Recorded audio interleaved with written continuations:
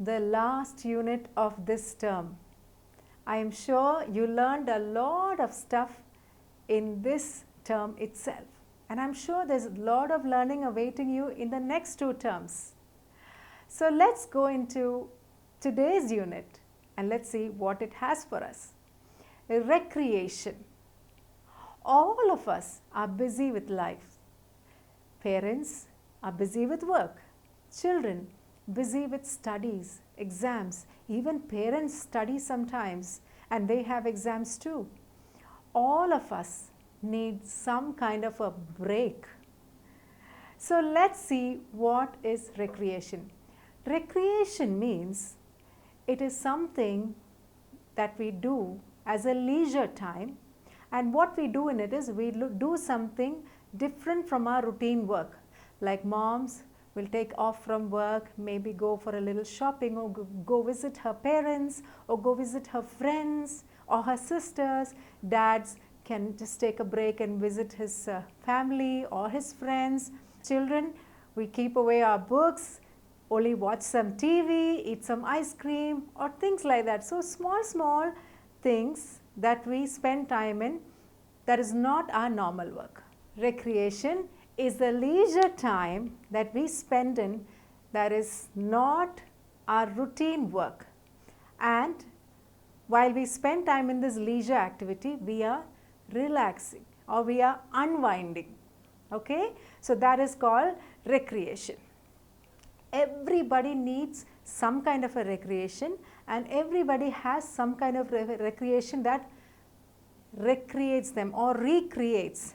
So what do they recreate?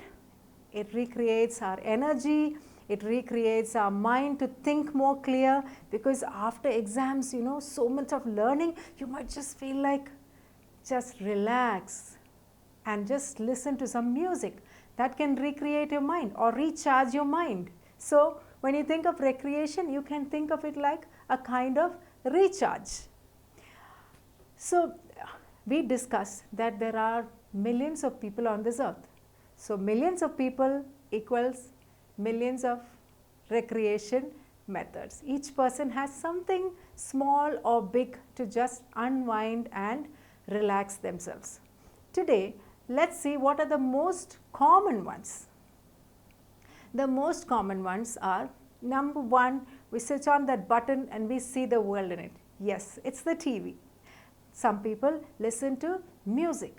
Some people have hobbies like knitting and sewing. Our grandparents will be either knitting or sewing. Some people are painting. Wow. And then there are other hobbies like going for a fair or going to movies. Yes, not just watching the TV. Sometimes people enjoy the movies. Then games. Yes, games are also a kind of recreation. Going on a holiday. So these are the various kind of recreations that are very commonly seen. But like we discussed, each person has their own form of relaxation. You know why I said each person has their own form of relaxation is because for some people, just having a cup of tea will actually relax them. It can charge them up for the rest of the evening. For example, moms, they'll just get back from their offices, come home, just drink a cup of chai, and then it refreshes them to do the rest of the evening's work. So that is a small way of relaxation. But recreation is a little more wider. That means you take time to do these activities which will really recharge you. So let's take a look at what are the different forms of recreation. So what does recreation do to us? It will relax our minds, relax our bodies, and recharge us for the work that is ahead of us. So today we will focus on games in particular as our recreation. There are different types of games.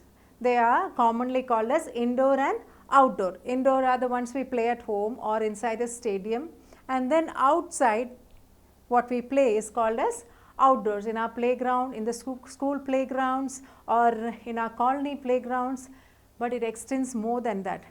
Outdoor games like cricket, football, tennis, hockey, all these are are national games too, right?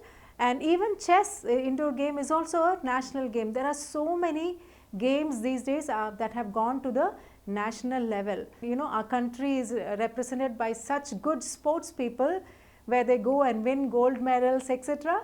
Yes, so indoor games is like a vast topic in which we can find so many types of games. Even Olympics is part of it, right? So that is the outdoor games and indoor games for you. Okay, so now the outdoor games, as we think about it, we see every child in our nation, almost everyone has played cricket in some form or another, be it neighborhood cricket or in their school team, somewhere they have played cricket. Then football, then volleyball, basketball. These games are all very important, and these games are chosen as an occupation by people. So in the previous unit we learnt that occupation is when somebody does a work to earn money for their livelihood. But here we see that games are also an occupation. So what do these sports people do? They earn their livelihood, which is important as we live on this earth, but more importantly, they represent our country. They make our country proud by going and playing the best game and winning medals, or winning trophies, or winning the positions, the first position or second position. All right? Okay, so today on your screen you can see some very famous and well-known personalities. Yes, there is Virat Kohli for cricket, there is Sania Mirza for tennis, there is Saina Nehwal for badminton, and then there is for hockey, then there is Vishwanath Anand for chess. So many known faces you can see on your screen. They have made our country proud. Team games. So what are team games? All the outdoor games and indoor games can also be under team games. Like for Scrabble or caroms, you can have teams, but they are of 2s and 3s. But the outdoor games have more of a chance for team games. Like kabaddi, we have teams. Cricket, we have teams. Then hockey, we have teams. So team games are when there are two teams competing against each other. And how does it help? Team games are very important even for us in school. Do you know that when sports happens in your schools, you all are divided into different houses? Remember? How does team game help us? One is it helps us to learn about cooperation, working with each other. And then second thing is when we work together and put our ideas and skills and creativity together, we function better as a team. And then the third thing is we learn to follow the leader. Yes. So these are the three things that help us by doing team games. The next topic is sports as an occupation. Many people in our country, very famous personalities, have chosen sports as their occupation. Now we learnt in the previous unit that occupation is a work by which one person will earn money for his livelihood, right? Now sports or the games is a occupation in our country. That's nice because they get to earn their own money and they also represent our country and make our country proud with their achievements. So on your screens you can see those famous personalities who have made our country famous because of their occupation. You can see the cricketers, you can see the footballers, the hockey players, the tennis players. All of these famous personalities are on your screen. Benefits of playing games. There are so many benefits that we've already seen, like it improves your physical activity, physical energy, mental attention span, mental creativity. All this is increased. And then also the games bring people together. It brings nations together. All the Olympics and all these kinds of games bring different nations together. In fact, you must have heard of games that even cater to people who are differently abled. See, even they have a chance to show their abilities and creativity on these kind of big game platforms.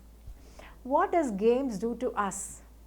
In the olden days, most of the children used to be on the playgrounds or playing on the trees, and all the time the kids were playing outside. They were playing hopscotch or coco or some kind of other kind of outdoor games. But these days we have too many options of video games and TV and all those things, so we don't go out much and play.